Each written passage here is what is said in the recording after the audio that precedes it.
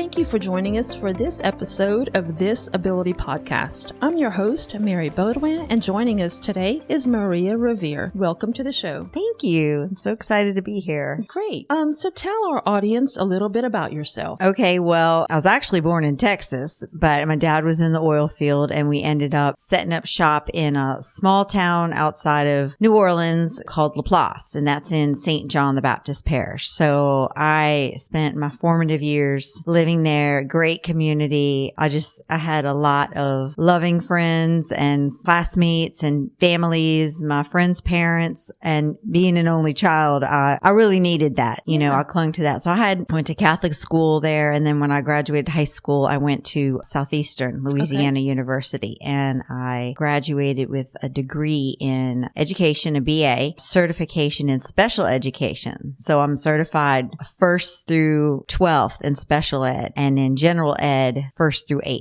I taught in Ascension Parish for about 12 years, and I taught special education, and that was really great, a great time in my life because I had wonderful coworkers, and I just felt, the district was leading the state along with, I believe, St. Tammany Parish in meeting the needs of the learners with disabilities. So I remember when that's called like an individualized education. Like if you have an IEP, yes, you have an evaluation and a formal bulletin 1508 evaluation, and then if you come out with an exceptionality, you have an IEP and you're assigned an exceptionality, maybe multiple, and then you get an IEP. That was also the time that co-teaching came in, the co-teaching models, and I am fortunate to say that I've seen it in person. I implemented it with a general ed teacher. That class had the benefit of having 2 certified teachers in the class, not a teacher and an aide, but 2 certified teachers. So we could do cooperative groups, we could do projects, we could check for their learning. I mean, it was just the best of the best. And I really feel like the general ed students gained so much by having peers in their class who had multiple disabilities. Right. And that was an Ascension Parish. Yes, ma'am. That sounds like that was like a pilot program. I mean, it really sounds We were like, amongst the first. I can tell you because that. I don't think it's like that in all 64 parishes. No, ma'am, of Louisiana. it's not. No, ma'am, it's not. And I found that out last year when I graduated from the PIP program, Partners in Policymaking, that the state puts on to teach advocates how to formally go about advocating. And believe me, there's a lot of politics involved. One of your field trips is to the Capitol, and you learn what happens when they're in session and who you contact, just the chain that it takes to communicate with your lawmakers. That sounds like a wonderful program. I would love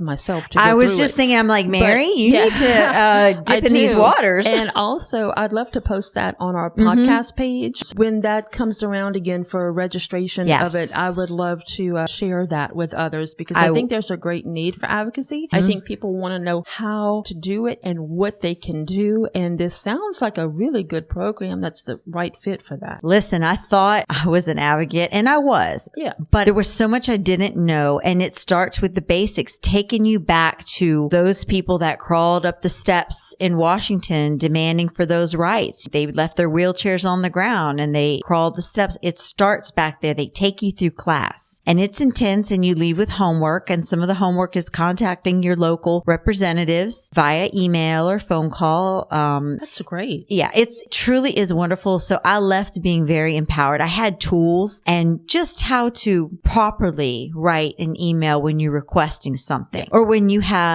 want to send a complaint in.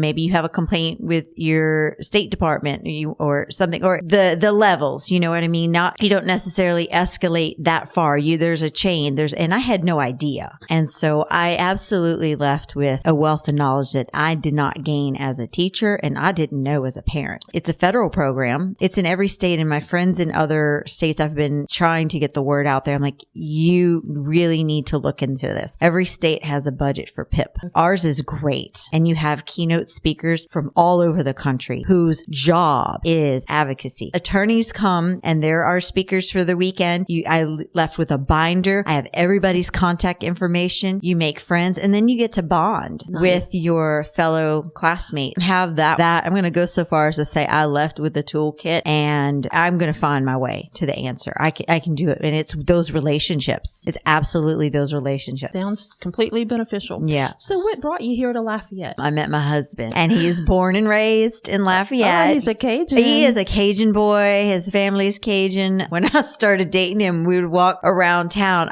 This man could not stop without running into, we couldn't go anywhere without him running into somebody he knew. And I was like, wow, okay, this is a little intimidating.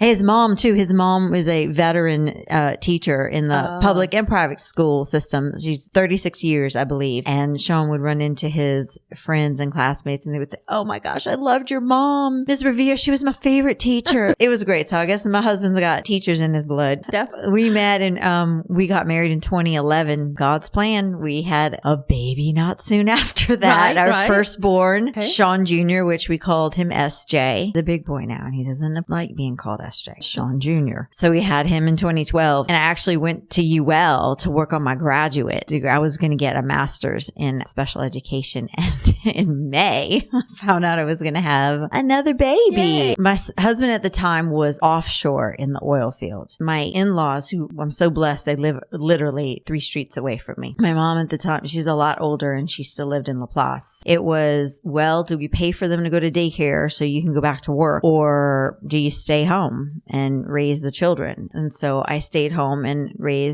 were raising Remy, my second born boy. Mm-hmm. They were only 14 months apart. I always thought I would go back into the classroom. I never saw myself as not being a working woman. I didn't know a single person. The friends I was making here, everybody goes to work. I didn't know a single person who was home with the children. So fortunately, I made friends through an exercise group called Baby Boot Camp. So I met a lot of ladies that became my dear friends, and our children have grown up with them. Well, 18 months later, we had Ella Grace, and Ella Grace was our third, and we were shocked. She was a girl because my husband's side of the family, there's just a ton of boys. At the time, we have one girl cousin. So the odds were not in our favor that we were going to have a girl. So it was a wonderful surprise. I'm sure she's daddy's little girl. Are you serious? That's a whole other podcast. They adore each other. Yes. Yes. She can do no wrong, and she doesn't have to do anything when daddy's around. How old is she right now? She will be 9 this month on the 28th. Yeah, she'll be 9. Happy early birthday to her. Thank you. Yep. So the ages in my house right now are 11, 10, and 9. So the oldest will be 12 in October. Okay. So they're all very close in age. I didn't go back to work because I was well into my 30s when I had all the children, pushing 40. My OB is the same OB that delivered all my children, and we love him dearly. But I remember being pregnant for SJ, they offering us the blood test. He's like, look, because of your age, I got to offer you this. Do you want to know about any abnormalities, whatever, with the baby? Sean was with me at this appointment, and we looked at each other, and my husband said, well, what would it matter? It's not going to make a difference. We will continue with the pregnancy. Yeah. Of course, I agreed with him. I mean, we were on the same page from jump. So no, thank you. Yeah. And then we come in again with Remy. No, thanks. We come again with Ella Grace. Yeah, no, we're good. So I had Ella Grace.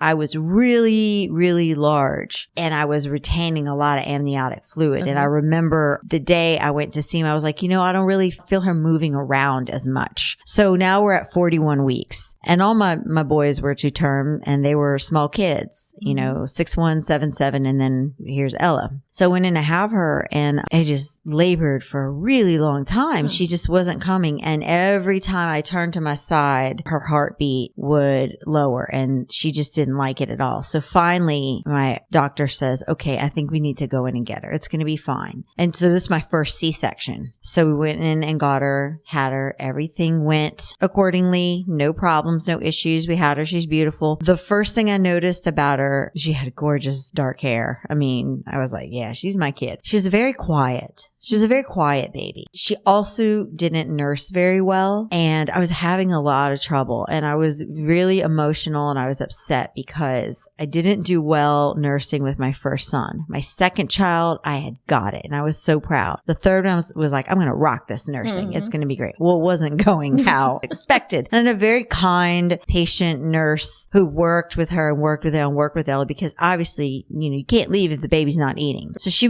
finally took a bottle. She took a bottle more than she did me. So I just decided to pump. Her pediatrician came in, who was the same pediatrician for my boys. And he came in and he said, okay, I just see a few things here. I just want to do a little blood work for some genetic testing. It's probably nothing, but just better safe than sorry. We're like, okay. Now her lungs were fine. She had no respiratory distress. That's good. She was eating and, using the bathroom properly. So they did the blood work. And when he left, I remember looking at her and thinking, well, I'm not sure she looks like either one of us. Her eyes were really, really small, tiny. And like I said, she was so quiet, just agreeable, quiet. And so I asked my husband, I said, do you think that she might have Down syndrome? And he said, no, not at all. Well, we'll come back to this later. Mm-hmm. Well, she did everything we needed to do after the C-section, and I was fine. And we popped on out of the hospital in 3 days. So we went home.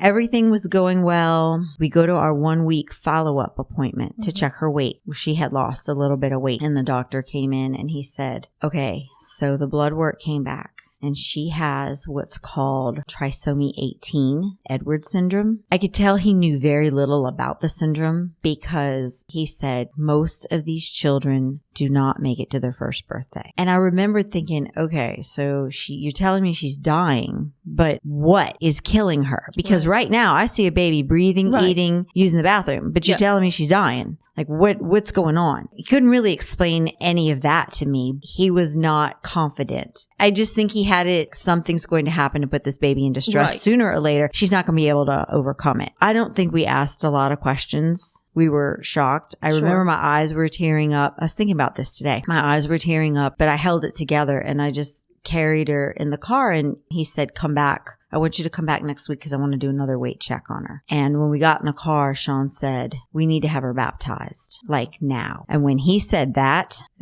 is what really made me realize, oh my gosh, this is critical. His parents' house. And that was the first time I had seen my husband weep. I had never seen my husband cry before. And I watched him being consoled by his mom on the sofa. She was holding him almost like a child, like a baby, as if he were a child. And he said the doctor said it's far worse than Down syndrome and she's not going to live.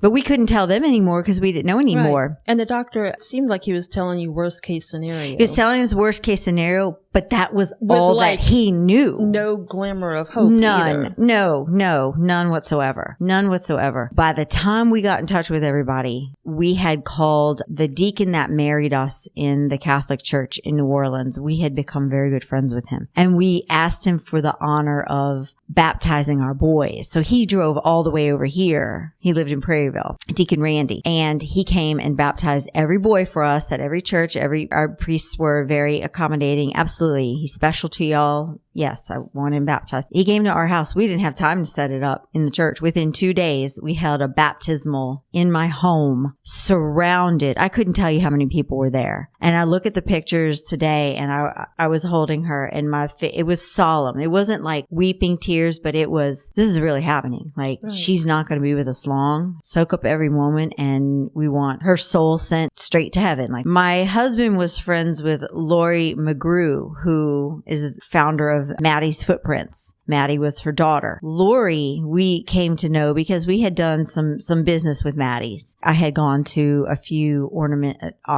silent auctions and ornament exchanges. And Sean knew Lori from high school. Lori, if you can believe it, was the first person I texted in the car. And the reason I did that is because I knew Maddie had trisomy 18. She did. Yes. I don't know if a lot of people know that, but she did. And so she directly got me me in touch with a woman named Terry Wingate. And Terry was raising a son. They lived in Rain. She was raising a son named Jared, and Jared had trisomy 18. Now, I will tell you this. Today in 2024, Jared is a man. He is a grown man. And Terry has been raising him since birth. She adopted him. Yeah, this is her beautiful son. And so Terry came to Ella's bedside probably within 3 weeks. I think Ella was in the hospital getting a feeding tube because she had a heart murmur. She had a VSD. When your heart is in distress, she was burning too many calories trying to take a bottle at the same time. So she was not getting nourished. So she was withering away. She looked emaciated. Her eyes were bulging. She was thin. It was never going to happen. I didn't bat an eye about her getting...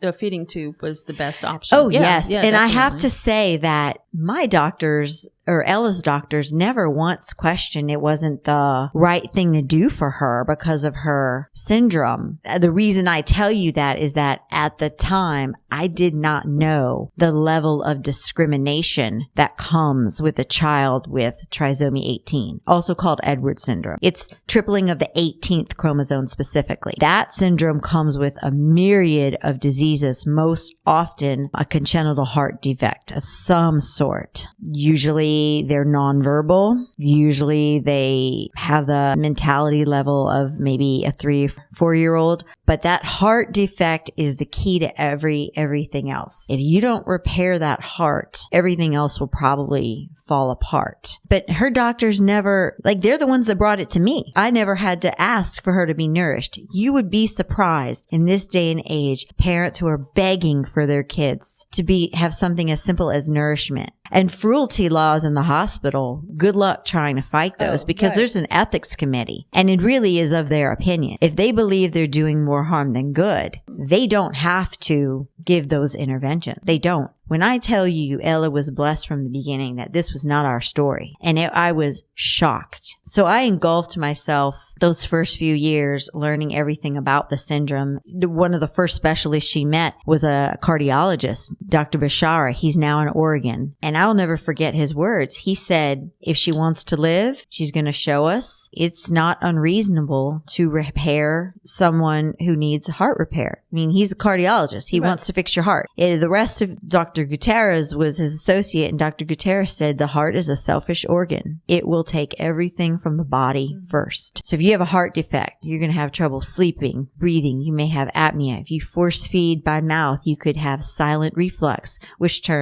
exasperates any sort of pulmonary hypertension, which she had as well, which is a silent deadly killer. Off this chain reaction of everything else starting to fail. Now, yes, do some holes close up on their own? Absolutely. I never for one day considered biding our time and waiting for that. I looked at them. The first thing before you go to heart repair is we've got to get her healthy. She has got to gain weight and we've got to try to keep her well. Your immune system can't fight off things if you don't have nutrition and you're not healthy. I never once bucked artificial nutrition formula, none of that. Now, I'm not going to say it was always easy because when you get a feeding tube, you've got to play with the rate and the volume and how much baby can. That with Lexi. Yeah, it's a sweet spot. You got to play with that sweet spot. She's had a feeding tube for 24 years now. Absolutely. And I'm going to tell you, and to be able to hydrate your child when they're sick, and also medication that can stay down because she had it's called a Nissen fundoplication. She had a Nissen. Ella had a Nissen. Yeah. Which for those of you who might not be aware, it to some degree it sort of ties off the esophagus where you're not able to throw up. In our children's case, is a good thing because my daughter also has epilepsy. If she doesn't put down her seizure medicine,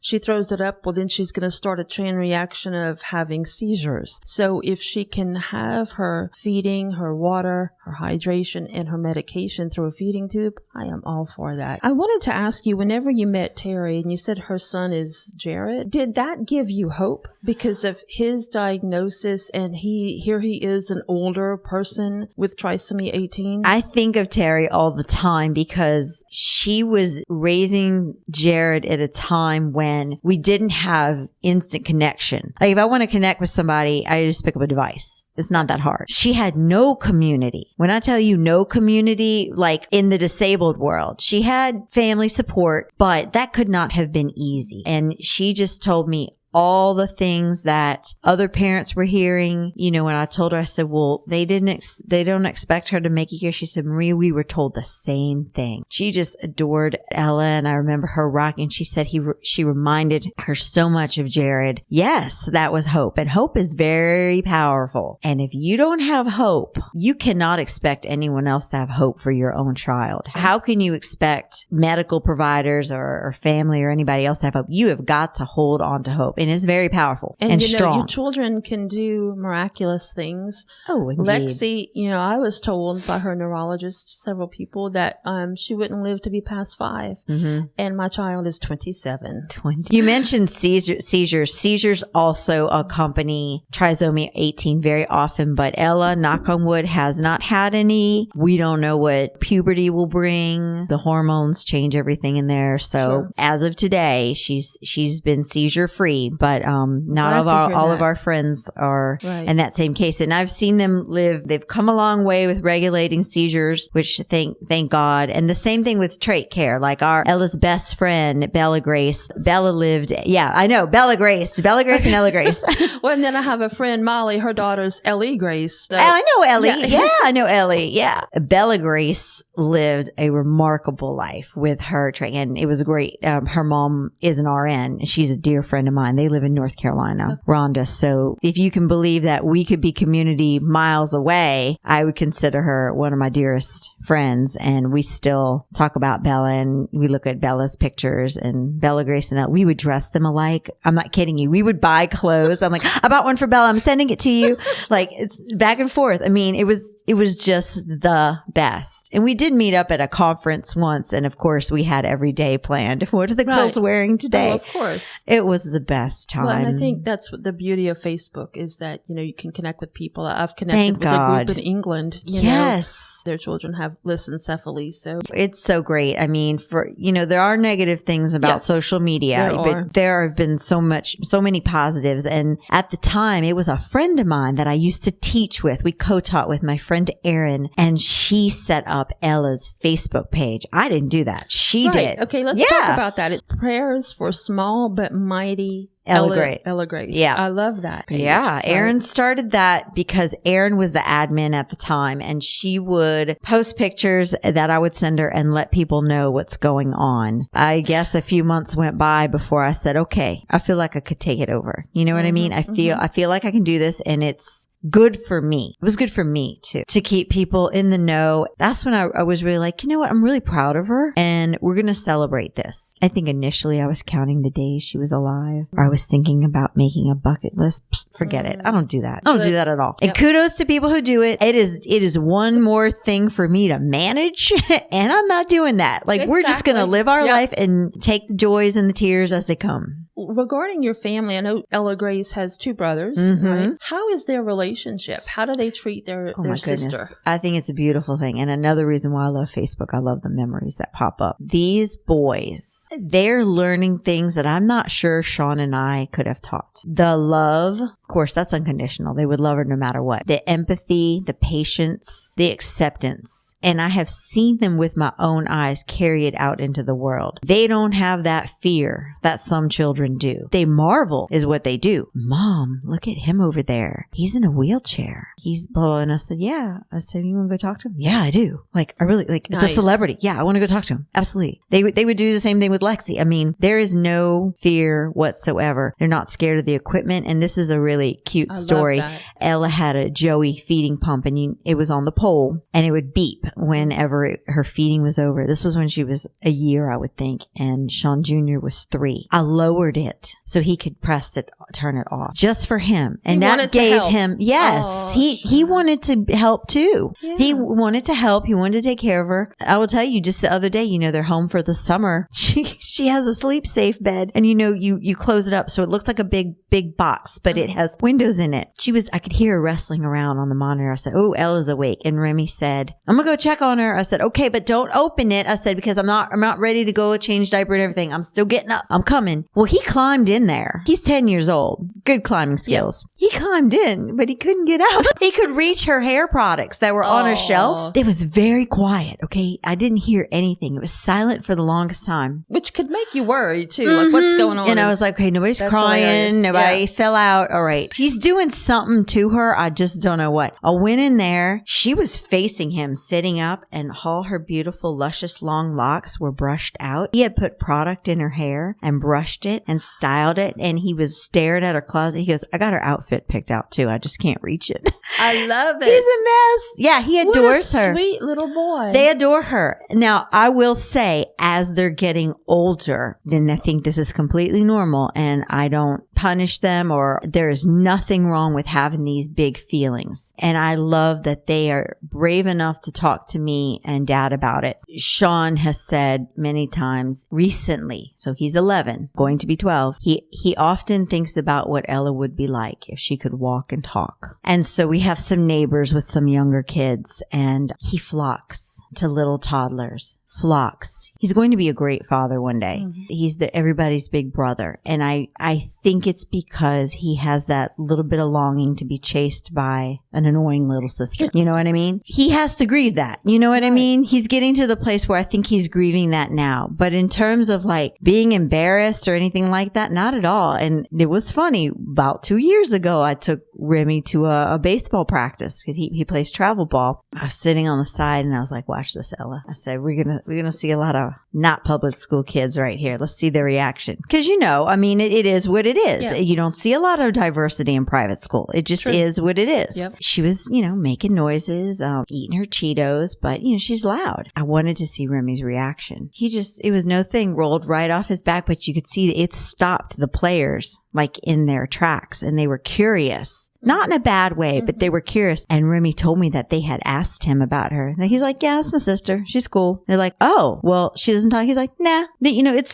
so simple, but he's proud too. I can feel how proud of her they are, and they like teaching people about her. I'm glad that he's being literally so cool about it. So cool about it. Like, yeah, that's my sister. Yeah, it's my sister. Yeah, she's cool. Because I know, kids have questions. Sometimes kids can be cruel or and inquisitive. Yes. And I've told them about that too. I said, it may come the day. I hope it never happens, but there might be a situation you're in where someone might give you a hard time about your sister's inability. They may make fun of her. They may be cruel. I said, you cannot let them cause you pain inside because you know who she is. You know what she means to us. And I said, it could be as simple as they've never been around anyone like Ella. And you're able to, educate them. And one of Ella's best friends right now, Poppy May, Poppy is a typical, beautiful, healthy child. And when I tell you this child sees nothing wrong with Ella, I'm not kidding you. She wanted to go to Claire's with her. Let's go shopping at Claire's, and can we get best friend jewelry, and let's go have churros after, because Ella eats a little bit by mouth now. She learned to eat by mouth when she was about 2.5. So she can eat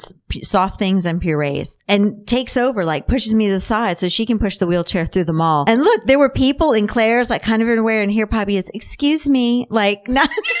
It's like, I'm not worried about Poppy and Elle at all. They'll be fine. That's adorable. Oh, yeah. I love that. But you see, kids, you just have to give them a positive example. We went to Moncus Park one time, and she was in her walker playing in the sprinkler, and a little girl came up to me. She said, your daughter is so pretty. I said, thank you, sweetie. You want to meet her? Yeah. This is Ella Grace. And I said, she can't talk. She enjoys the water, and wow, y'all have the same jellies. Like, it's really easier than we make it. Adults make it harder than it really is. Adults can be complicated. It's sometimes not that complicated. Oh, don't ask her. Don't bother her. Honey, you're not bothering me at all. I like it whenever children ask me about Lexi. I never get tired of it. I love it. And that is how they learn. And that's the only way you're going to teach people to be tolerable. Does she go to school, or is she homeschooled? She is actually a homebound. Okay. So she has providers through the school system that come and service her through her. And they, provide services through her IEP every winter. It's like clockwork. It just takes her longer to get over respiratory illnesses. However, it's the coolest thing because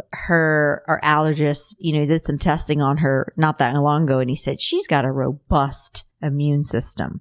I have to think that's because we take her everywhere, and she has brothers who bring home germs from school. Definitely. I mean, it is what it is. When she was little, before her heart was repaired and before her pulmonary hypertension was resolved, I absolutely kept her in a bubble. Oh, 100%. Now, we just practice good hygiene like anybody else. Providers come in, you wash your hands. We do the same thing. You know, I still have to remind my boys to wash hands before dinner. They're just kids. We don't live in fear. And if this COVID stuff comes back around again like it did last, I am not living in fear. No, I don't believe that is what the Lord wants us to do, shutting off all our relationships. No, I'm not doing that. We're going to be smart, and whatever happens, happens. So you mentioned faith. How important is faith in your life? It's number one. I mean, I love my family so much, but I love the Lord the most. He's given me everything. The family I always dreamed of. If you can believe that. One thing I believe is a direct gift from God is that I never mourned the loss of Ella, who Ella could have been. Like, I have never, and I still think, I'm like, is something wrong with me that I never, because I have friends who are still in that weird place of accepting the diagnosis, and it's hurting their feelings. It hurts them to see other little girls in gymnastics and dance, going to the father-daughter dances and getting married and walking down. It hurts them. It pains them dearly. When those are not things that we're going to have for our girls. I never had that, Mary. I never had. I believe it is an absolute gift. I just love her for who she is. And listen, Sean and I don't worry about being ancient and old and having to care for her. We do not worry.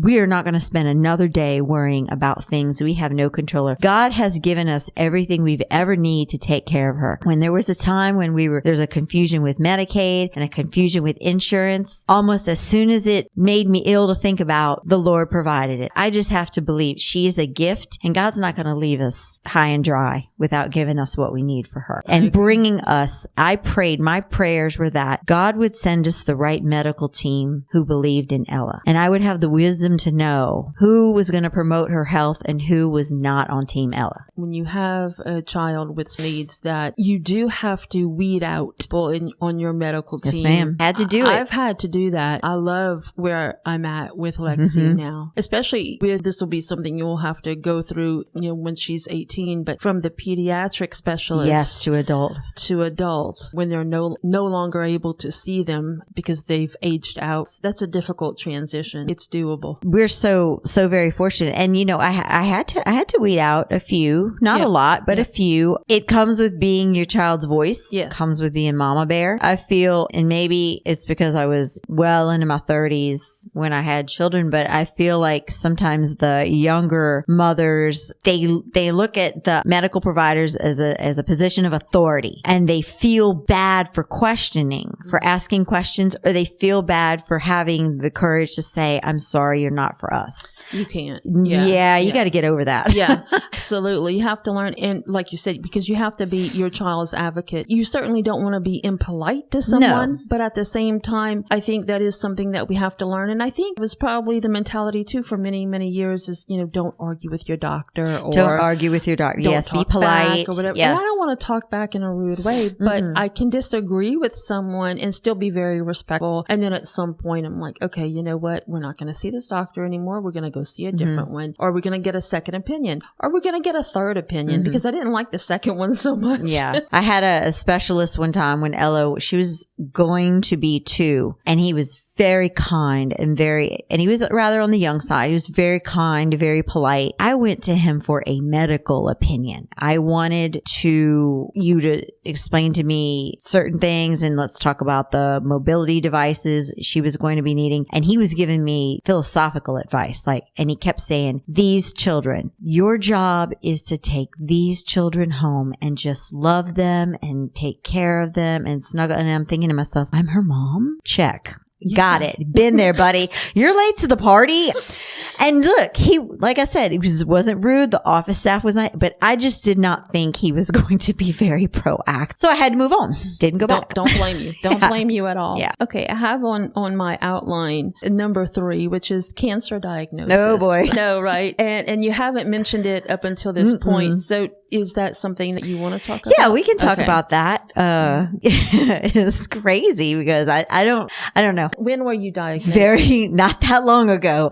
I was diagnosed 2023, officially September 2023. So it hasn't even been a year. Yeah, no, this is July. Yeah, it hasn't even been a year. January of 2023, it was time for me to go to my annual health check with my OBGYN. And we did the full exam, breast exams, and then here's your papers to go to get your mammogram. Did that within the week. Everything. When I tell you everything came back clear, everything came back clear and solid. Fast forward to May. Okay, January to May. May, I'm putting on sunscreen in my bathroom to go to one of Remy's travel ball games. I rubbed, because I don't want to get skin cancer. So I rubbed sunscreen on my neck and I noticed my lymph node was large and it was hard and I was not sick. And when I tell you, I'm not kidding. When I tell you, I immediately knew this was going to be bad news because I knew that if your lymph nodes are swollen in your neck and you're not sick, you don't have the sniffles, a fever, sore throat, nothing of the sort, there's something going on in there. It did not hurt. It was large and hard. And once I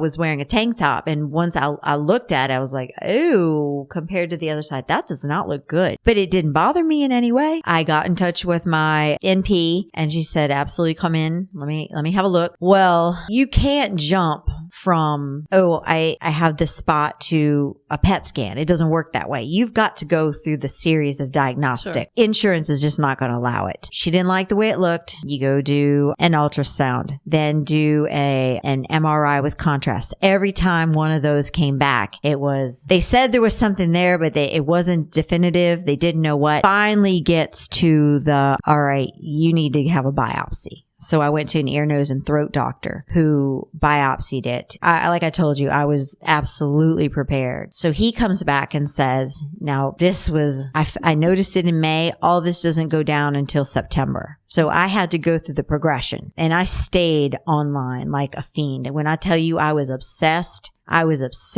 because Was that good or bad? It wasn't healthy by any means. Were you finding things that you didn't wish you found? I was self-diagnosing myself with lymphoma. I thought I for sure had lymphoma because I had no markers anywhere else in my body and I wasn't sick.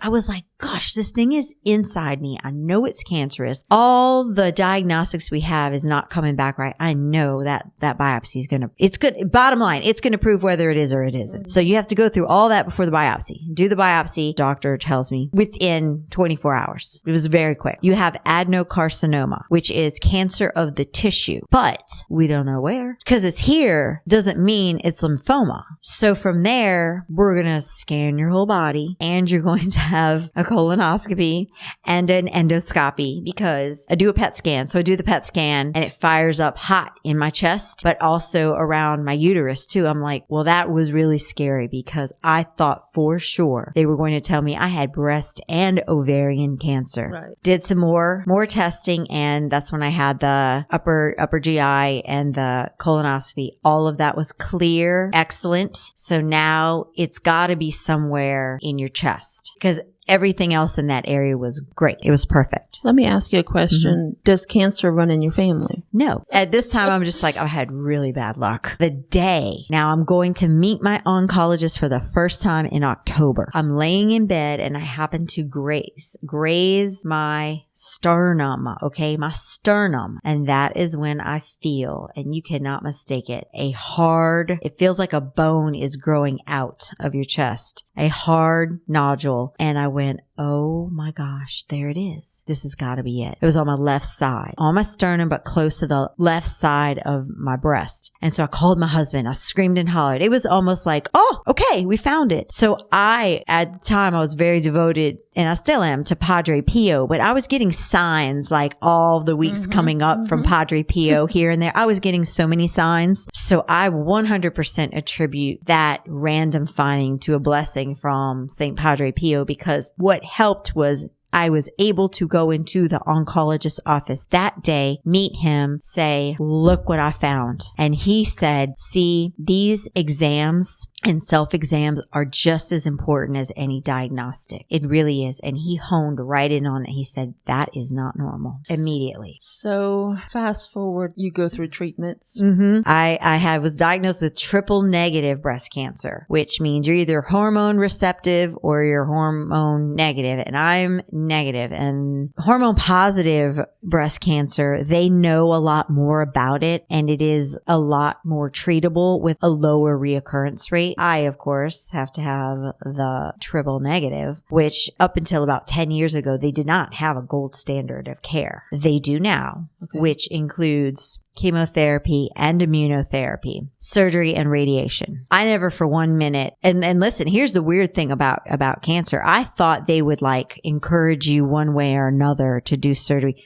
From that day that I met shout out to Dr. Pruitt, I love him and his family, that I met Dr. Pruitt. When I tell you I was swamped with a team, the very next day they were on the phone sending me to the breast center, doing mammograms, doing ultrasounds, then we're going to biopsy where the lump is as well. Meet a surgeon, have the talk. Surgeon, Dr. Martin says, are you thinking you want to do a lumpectomy, one breast removed or both? And it didn't even cross my mind. Again, I think a gift from the Lord. I said, take them both. I want to be healthy. I need to live for my family. So I didn't cry over that either. Thank you, Jesus. Yes, I didn't. We didn't spend any time. And my husband, who is an absolute saint, this man has been with me every step of the way. And with Ella too, when I have to say that he's a hands-on father to the boys, but even to Ella. And it can't be easy knowing there are some things the two of them will not experience. He adores her. And this man was by my side every step of the way. The good, the bad, the ugly, pushing me. We are a team. Whatever you need, I'm here. You want to yell at me. You want to vent. You want to cry. You want to pretend in the river of denial. Like, we'll do it. You want to go have a cocktail. Like, yes. He was there for me and never made me feel like I was less than a woman or I somehow didn't meet up to the wife standards because, I'm broken. I'm sick. My stamina is down. I'm not doing everything. I don't look the same. I don't look like the woman he married. When I tell you this man loves me unconditionally, I am a blessed woman. I'm a blessed woman. Almost one of a kind. He's a doll. I'm a blessed woman. I'm blessed to have his parents. I know I'm all over the place, but I want to jump back one thing. You reminded me, when you need support for working with your child with disabilities, I will tell you, my mother-in-law jumped in from day one and learned how to feed Ella with the feeding tube. Yay, that's amazing. It is, because it meant I could leave the house. You know what I mean? Yeah, because some people are a little scared They're terrified. Yeah. She never batted an eye. Before Lexi got a feeding tube, I was scared of they're going through the surgery and I'm like, oh my God. But it was almost like I had her for the first time. It's like she's my first baby. I never had any younger siblings. Am I going to hold her right?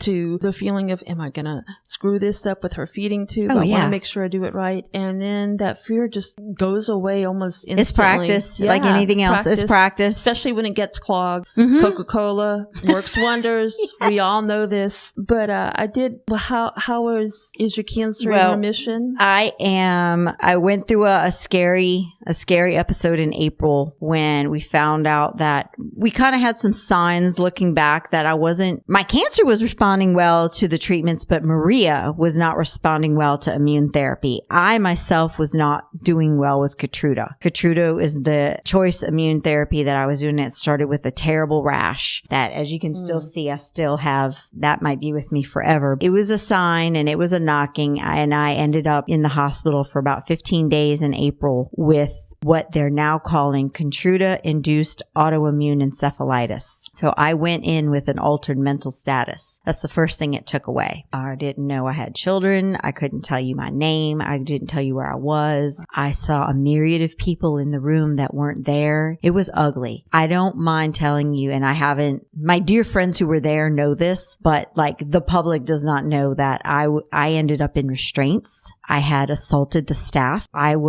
You weren't yourself. No, I was on a ridiculous amount of steroids, enough for, a 300-pound man. And that combined, I raged and I don't have any memory of this. So it was pretty humbling and mortifying at the same time when my mental state got better. And then, the nurses, they come back around and they're all like, whoa, you look better. I like this version of Maria. And it was just apologies all around. Of course they understood, but I was mortified because I couldn't believe that I had done what I had done. And Sean said, it came to blows, Maria. He's like, it was not fun walking in, seeing you restrained. No, he was probably like, this isn't my wife. No. And he couldn't take me home. I mean, they told my husband, so here's another miracle in my family. They told my husband 6 months to a year in a rehabilitation facility if she gets out of here. Another miracle was that they were going to try to clean my system with plasmapheresis. So they took my plasma out and gave me other people's plasma. So hey to all of you who donate plasma, thank you. Yeah, absolutely. Because I used it. Yes.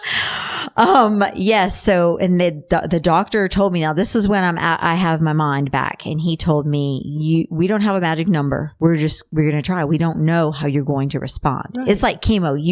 They call it a positive response to chemo. You want a PRC. That's what it's called. I finally achieved a PRC with the encephalitis, with the plasmapheresis after 3 times. I only went to the lab 3 times to do this. It was amazing. Well, as my encephalitis is doing better, so we think, all of a sudden one day I can't swallow, I can't speak, and I can barely walk. I've lost all my functions. Now they're looking at my tropamine levels, which are off the roof, which is a protein in your body that your body makes when you've had a stroke or heart attack. Now they're like, we don't know what to do with her. Oh my gosh, get therapy in here immediately. But I will tell you, Mary, I had my thoughts in my head. And being that I had seen all the therapies go down in my house all those years, I was a teacher that did therapy. I said, if I'm going to have to rehab myself if I want to get out of here, because the hospital is not the place it was going to happen. Right. They are so busy. Yeah. They do not have the time to do intensive therapy that I needed. So I looked forward to going to a rehab hospital. I knew I was going to be okay when I could remember my husband's cell phone number. Nice. Took the landline in the room and I called him and he was like, what are you doing? You call me? And I said, I remembered your number. Oh, that's and he's nice. Like, oh my gosh, Maria. I said, I'm going to be okay now. I was drooling and slurring my words, but he could understand me. And I was like, come see me. He's like, okay, I'm coming right now. As sick as I was, they scratched their heads. And I had one doctor, Dr. Cortez, came in with a nurse and he pointed to me when I learned to swallow again. I was talking, I was walking. He said, you see that right there? That's nothing but God. Divine intervention. It was divine intervention. I had a lot of people praying for me and sounds like friends and family. And it's worked. Yes, ma'am. And I prayed a lot. Yeah. I couldn't hold the rosary beads. They were too small and I couldn't focus, but my friend Tracy had given me a beautiful rosary with big beads that was handmade. And so I had wrapped it around a teddy bear someone gave me and I pointed and I prayed. I made a routine for myself in the hospital and I got very comfortable there. I wasn't scared. I knew God was going to make me whole in one way or another. Well, Maria, I mean, you certainly, not only is your family an inspiration, but you're an inspiration as well. I think got a great bit of information here with the podcast, but I wanted to ask you, is there closing words or thoughts that you want to leave with our audience? Oh, well, I would just like people to, who are expecting children or, who are raising any child, just know, because, a typical child can have an accident too and your lives are changed drastically. Just like that. Just like that. So just to be grateful for every single moment you have. I bet if you looked around, you'd see more blessings than you would troubles. Change your mindset. And I'll be honest with you, I I'm not a naturally optimistic person. My husband is. So he's been a positive influence on me, but it really matters. And, surround yourself with people who are going to fill your cup. I am blessed that I don't have the situation where my friends come over or their kids come over and they ignore Ella Grace. They acknowledge her presence. She's important. It makes a big deal to have your child acknowledged, Definitely. And even my mother lives with us too. She's lived with us for the past 2 years. She'll be 90 in September. Shout out to Mom. Yeah. Shout out Lydia. And they do the same with her. Now, does she always know who they are? No. Can she hear very well? Not at all. But it's the human kindness and fear's a liar. I don't believe the Lord wants us to be fearful. Do what you got to do. And I think, that's the reason I put this podcast together, is because there are stories out there that I want to uncover, to unveil, to inspire and enlighten. There are a lot of good things that do happen in the community. Yeah. And I think it's nice to shed some light on that, especially when someone is going through troubles, going through depression. And I know a lot about depression, trust me, but it's nice to hear hopeful things and to be optimistic, or to just surround yourself with that positive energy. If you think you can't do something, you're your harshest critic. I mean, anything is possible. And, it's 2024. I thank God for the gift of science and medical advances and those people who devote their life to all that education to help us. Yes. They're not doing that to hurt us. Right. They're doing that to help us. How blessed are we to be living in that time? And, you mentioned mental health. Like, we know more now about mental health than we ever did. And the help is out there. Yeah, it really is. But building those relationships, it was touch and go for me in the hospital at one time, and several priests came, and the second time I saw my husband cry, he was looking at me. He said, Maria, they just don't know. They just don't know what's, eating away at you and how to help. They're just not sure. And, he wanted an answer. I had a great bit of peace. I thought for sure I was telling him goodbye, but I had peace that I know my husband and children were going to be fine, because I know who he is, but he's not alone. Like, I had strategically placed supportive families and his own family in his life. Let your therapist do their craft. Let your physicians do good. And pray for the wisdom to know when maybe this is not a good fit. Nobody knows your child better than you. Give yourself grace. Yeah. Well, Maria, thank you again for being here today. I'm just going to go ahead and close out the show. Thank you so much. Sure. Thanks for listening to This Ability Podcast. If you enjoy listening to our podcast, be sure to like our page on Facebook at This Ability Podcast, or subscribe to our YouTube channel. Goodbye, everyone, and thank you for listening. Help us grow our audience by subscribing to our podcast on iHeartRadio, Spotify, YouTube, Amazon Music, Apple Podcasts, and other podcast networks. Additionally, if you enjoy listening to our podcast, help us to be discovered by leaving a rating or review of our episodes. This will connect us with other potential listeners and help us to expand our audience. From all of us at This Ability Podcast, we thank you for your ongoing support of our mission to unveil stories that inspire and enlighten others in the special needs community.